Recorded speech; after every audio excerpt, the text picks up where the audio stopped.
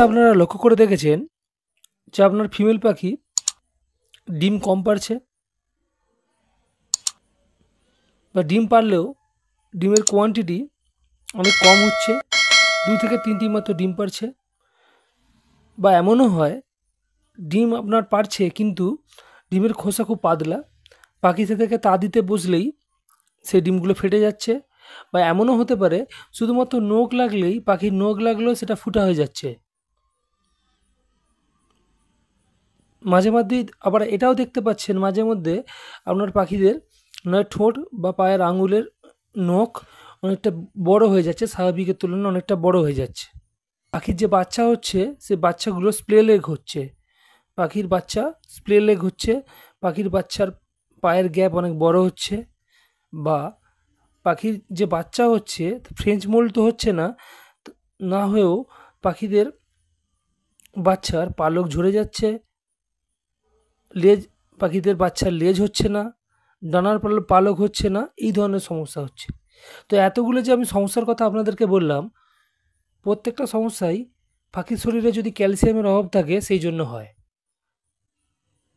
আজকে আপনাদের সঙ্গে কিছু এমন ক্যালসিয়ামের সোর্স নিয়ে আলোচনা করব যেটা পুরোপুরি আপনার হাতের নাগালে পাবেন, এবং সেগুলো প্রত্যেকটাই প্রাকৃতিক হবে। আপনারা সাপ্লিমেন্ট তো ইউজ করেনই ব্রিডিং সিজনে, বা সারা বছরই কম বেশি সাপ্লিমেন্ট হিসাবে সিরাপ ফরমেশনে পাখিদেরকে বা ট্যাবলেট ফরমেশনে পাখিদেরকে আপনারা ক্যালসিয়াম প্রোভাইড করেন। কিন্তু আজকে আপনাদের সঙ্গে এমন কয়েকটি জিনিস নিয়ে আলোচনা করব পুরোপুরি সেটা আপনার ন্যাচারাল হবে, প্রাকৃতিক হবে, এবং প্রাকৃতিকভাবেই সেগুলো খেলেই পাখিদেরকে যদি আপনারা সারা বছর এইটাকে প্রোভাইড করতে থাকেন তাহলে পাখিদের অনেকটাই ক্যালসিয়ামের অভাব পূরণ ঘটবে। পাখিরা যে এগ লে করে তার বেশিরভাগটাই বা পুরোটাই বলতে পারেন ক্যালসিয়ামের উপরে নির্ভর করে। কারণ পাখিদের যে এগ লে করে তার ডিমের খোসাটি যেটা হয়, সেই এগের যে খোসাটি হয় বা এগ সেলটি যেটা হয় সেটা পুরোটাই হচ্ছে ক্যালসিয়াম কার্বনেট। এবং পাখির ব্রিডিংয়ের সবথেকে যদি মূল জিনিস বলতে পারেন সেটা হচ্ছে ক্যালসিয়াম। পাখির শরীরে যদি ক্যালসিয়ামের অভাব থাকে তাহলে পাখিরা এগ লে করলেও সেই ডিম থেকে বাচ্চা হওয়ার চান্স খুব কমই থাকে। কারণ যদি পাখির শরীরে ক্যালসিয়ামের অভাব থাকে তাহলে যে প্রথমে আপনাদের সঙ্গে যে সমস্ত সমস্যার কথা বললাম ওই ধরনের সমস্যা যদি হয়, পাখিরা ডিম পারলেও সেই ডিম থেকে আপনারা বাচ্চা পাবেন না। তো আজকে আপনাদেরকে মূল বিষয়বস্তুতে যাওয়ার আগে আপনাদের কাছে একটি ছোট্ট আবেদন থাকবে, আমার চ্যানেলটিকে অবশ্যই সাবস্ক্রাইব করুন এবং পাশে থাকা বেল আইকনটি টিপে দিন, যাতে এই ধরনের ইনফরমেটিভ ভিডিও আপলোড হওয়ার সঙ্গে সঙ্গে আপনাদের ফোনে নোটিফিকেশানের মাধ্যমে আপডেট পৌঁছে যায়। আসুন আপনাদের সঙ্গে এবার আলোচনা করি যে কি কি এমন খাবার আছে যেগুলো পাখিদেরকে যদি আপনারা দিই সেইগুলো খেলেই পাখিরা ন্যাচারালি বা প্রাকৃতিকভাবেই ক্যালসিয়াম পেয়ে যাবে। 1 নম্বরে রয়েছে সেটা হচ্ছে ছোলা।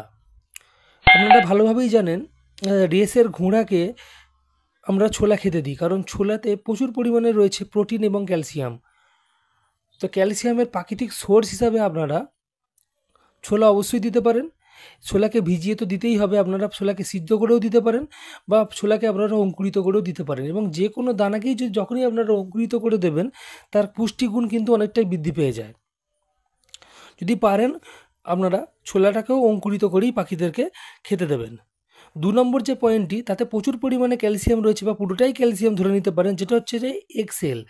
আমরা যে বাড়িতে যে ডিম খাই, ডিমকে সিদ্ধ করে যে আমরা ডিমের খোসাটি হয় আমরা ফেলে দিই, সেই খোসাটিকে না ফেলে দিয়ে যদি আমরা সেটাকে ভালো করে ধুয়ে এবং রোদে শুকনা করে সেটাকে ভালো করে গুঁড়া করে হামালদিস্তাতে বা মিক্সারে ঘুরিয়ে গুঁড়া করে যদি আমরা রেখে দিয়ে পাখিদেরকে আমরা সফট ফুডের সঙ্গে প্রোভাইড করি বা আলাদা একটা বাটিতে গ্রিট হিসাবেও পাখিদেরকে দিই খেতে, তাহলে পাখিরা যদি এগুলো খায় তাহলে পাখিদের শরীরে অনেকটাই ক্যালসিয়ামের অভাব কিন্তু এই এক্সেল পাউডার থেকে মিটে যাবে। 3 নম্বর যে জিনিসটি আপনাদের সঙ্গে আলোচনা করব সেটা হচ্ছে আমরা দেশবাড়াগায় খুব সহজে এটা পেয়ে যাব, যেটা হচ্ছে ঝিনুক বা শামুকের যে খোসাটি হয় সেই খোসার গুঁড়া। তা সেই খোসাটিকে আমরা সংগ্রহ করে সেমভাবে ভালো করে পরিষ্কার করে নিয়ে, যেমন ডিমের খোসাকে যেভাবে পরিষ্কার করে আমরা প্রসেস করছি হামালদিস্তা বা গ্রাইন্ডারে ঘুরিয়ে, সেমভাবে আমরা ওই ঝিনুক বা ওই শামুকের যে খোসা বা গেঁড়ি যেটা হয় আমরা দেশপাড়া গায়ে গ্রামাঞ্চলে পেয়ে যাব। গ্রাম বাংলায়।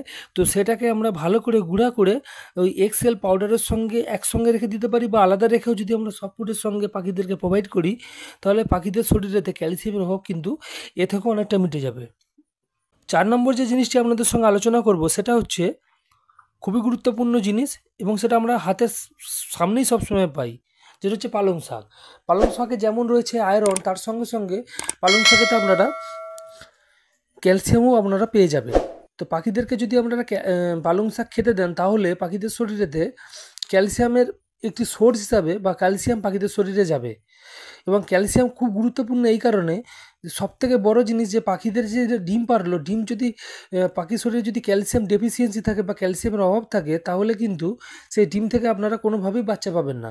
তো আপনাদেরকে সবসময় সারা বছরই পাখিদেরকে ক্যালসিয়াম সমৃদ্ধ খাবার প্রোভাইড করতে হবে। তো তার সঙ্গে তার মধ্যে ক্যালসিয়াম সমৃদ্ধ খাবারের মধ্যে রয়েছে পালং শাক। আপনারা অবশ্যই পালং শাক প্রোভাইড করুন, তাতে পাখিদের যে কোনো পাখিকেই আপনারা প্রোভাইড করতে পারেন। তো তাতে আপনাদের পাখির ক্যালসিয়ামের অভাব মিটবে। কিন্তু শাক পাখিদেরকে বেশি দিলে পাখিরা লুজ মোশন হয়, কিন্তু লুজ মোশন হলে আপনারা ভয় পাবেন না, ওটা 2-1 দিন থাকবে এবং নিজে নিজেই ঠিক হয়ে যায়। 5 নম্বর যে জিনিসটি আপনাদের সঙ্গে আলোচনা করব সেটা হচ্ছে সবথেকে গুরুত্বপূর্ণ, এবং আমরা সবসময় এটা দেওয়ার কথা বলি বা আপনারা দেনও, সেটা হচ্ছে ক্যাটেল ফিশ বোন, যেটাকে আমরা সমুদ্রের ফেনাও বলে থাকি। সেই ক্যাটেল ফিশ বোন যদি পাখিদেরকে দেওয়া হয় বা খেতে দেওয়া হয়, যে কোনো আপনারা পাখির দোকানে আপনারা এই ক্যাটেল ফিশ বোন পেয়ে যাবেন। তো ক্যাটেল ফিশ বোন পাখিদেরকে দিলে পাখিরা খুব স্বাচ্ছন্দ্যের সঙ্গে এটা খায়, এবং খাবার ফলে পাখিদের শরীরে যে ক্যালসিয়ামের অভাব সেইটা এই ক্যাটেল ফিশ বোন থেকে অনেকটাই পূরণ হয়ে যায়। এবং বেশিরভাগ বাজিগর, লাভবার্ড, ককাটেল পাখি খুব আনন্দের সঙ্গেই কিন্তু ক্যাটেল ফিশ বোন খায়।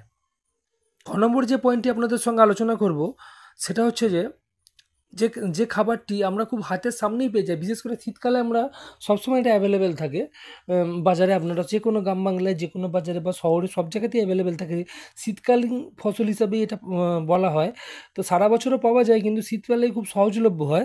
সেটা হচ্ছে মটরশুঁটি। মটরশুঁটি শুধুমাত্র মটরশুঁটি নয়, মটরশুঁটির যে ছিলকাটি হয় বা খোসাটি হয়, তাতেও প্রচুর পরিমাণে ক্যালসিয়াম রয়েছে। তো অবশ্যই যদি পাখিদেরকে আমরা মটরশুঁটি আপনারা প্রোভাইড করেন, তাহলে এই ক্যালসিয়ামের সোর্স হিসাবে মটরশুঁটি কিন্তু ভালো কাজ করে, এবং মটরশুঁটি খেলে পাখিদের শরীরেতে কিন্তু প্রচুর পরিমাণে ক্যালসিয়াম যায়। 7 নম্বর যে জিনিসটি আপনাদের সঙ্গে আলোচনা করব সেটা হচ্ছে মেথি শাক। মেথি শাক যদি পাখিদেরকে প্রোভাইড করেন, মেথি শাক খাওয়ার ফলে পাখিরা কিন্তু ব্রিডিং সিজনে যদি মেথি শাক পাখিদেরকে দেন, যেমন ক্যালসিয়ামের অভাব পূরণ হবে, তার সঙ্গে সঙ্গে পাখিরা কিন্তু সহজেই ব্রিডিং মুডে চলে আসে। মেথি শাকে এমন একটি উপাদান রয়েছে যে সেই উপাদান পাখি থাকার জন্য পাখিদেরকে মেথি শাক খেতে দিলেই কিন্তু পাখিরা খুব সহজেই ব্রিডিং মুডে যায়। তার সঙ্গে সঙ্গে পাখিদের শরীরে ক্যালসিয়ামের অভাব পূরণ করে এই মেথি শাক। এবং 8 নম্বর যে পয়েন্টটি আপনাদের সঙ্গে আলোচনা করব, খুব গুরুত্বপূর্ণ পয়েন্ট এবং ক্যালসিয়ামের সবথেকে ভালো সোর্স পাখিদের জন্য, সেটা হচ্ছে যে সজনা পাতা। সজনা পাতা পাখিদেরকে যদি আপনারা কাঁচা খেতে দেন, বা সেটাকে ভালো করে প্রসেস করে রোদে শুকনো করে সেই পাতাটিকে আপনারা যদি মিক্সার গ্রাইন্ডারে গুঁড়ো করে আপনারা রেখে দেন, সারা বছর সংরক্ষণ করে রাখেন একটা এয়ারটাইট জারেতে, এবং সেইটাকে যদি আপনারা পাখিদের সফট ফুড বা বয়েলড রাইস বা যে কোনো কিছুর সঙ্গে পাখিদেরকে খেতে দেন, তাহলে পাখিদের শরীরে ক্যালসিয়ামের অভাব পূরণের একটি সবথেকে গুরুত্বপূর্ণ ভূমিকা পালন করবে হচ্ছে আপনার এই সজনে পাতার গুঁড়ো, যেটাকে আপনারা ইংরেজিতে মোরিঙ্গা পাউডার বলে। এবং এটি আপনারা যদি বাড়িতে প্রসেস নাও করতে পারেন, যে কোনো ধরনের আপনাদের অনলাইন যে শপিং যে সাইটগুলো আছে, সেখান থেকে আপনারা অনলাইন পেয়ে যাবেন মোরিঙ্গা পাউডারের নানা ব্র্যান্ডের আপনারা মোরিঙ্গা পাউডার পেয়ে যাবেন ঘরে বসেই। তো আপনারা সেখান থেকে অর্ডার করে নিতে পারেন, বা না হলে বাড়িতে প্রসেস করে অবশ্যই রাখবেন আপনার কাছে যদি পাখি থাকে।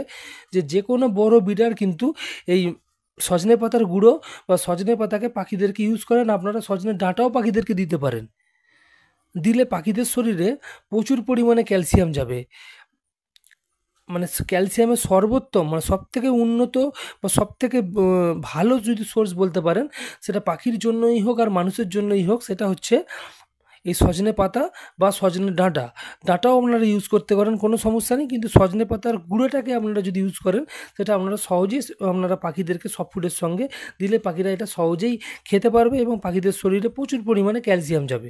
তো আজকে আপনাদের সঙ্গে মোট যে ৮টি জিনিসের কথা আমি বললাম খুবই সহজলভ্য জিনিস, হাতের কাছে পাওয়া যাবে এবং পাখিদের যে সমস্ত ক্যালসিয়াম ডেফিসিয়েন্সির জন্য যে সমস্ত সমস্যা হয়, পাখিদের ডিমের খোসা পাতলা হয়ে যায়, তার সঙ্গে সঙ্গে পাখিদের ডিম পাড়ার কোয়ান্টিটি কমে যায়, বা ডিম পাড়লেও সে ডিম থেকে বাচ্চা বের হয় না, কারণ আম ডিমের খোসা পাতলা হওয়ার জন্যই পাখি যখনই তা দিতে বসে সঙ্গে সঙ্গে ডিমটি ফেটে যায়, বা পাখির নখ লেগেও সেটা ফুটা হয়ে যায়। এই ধরনের সমস্যা হয়। এবং পাখিদের শরীরে যদি ক্যালসিয়ামের অভাব থাকে, পাখিদের ঠোঁট বড় হয়ে যায়, স্বাভাবিকের থেকে তুলনায় বেশি বড় হয়ে যায়, পায়ের নখ বড় হয়ে যায় স্বাভাবিকের তুলনায়। তো এই ধরনের সমস্যা দেখতে পাওয়া যায়। তার সঙ্গে সঙ্গে পাখির বাচ্চা স্প্লে লেগ হয়, এবং তার সঙ্গে সঙ্গে পাখির বাচ্চার পালকের সমস্যা দেখা দেয়, পালক ভেঙে যায়, পালক জন্মায় না, সময়ের সঙ্গে পাল্লা দিয়ে পালক জন্মায় না। এই সমস্ত সমস্যাগুলি ক্যালসিয়ামের অভাবে হয়। আজকে আপনাদের সঙ্গে যে ৮টি উম খাবার নিয়ে আলোচনা করলাম, আপনারা খুব সহজেই পেয়ে যাবেন, খুব সহজলভ্য, হাতের কাছে পাওয়া যায় এবং প্রত্যেকটাই প্রাকৃতিক।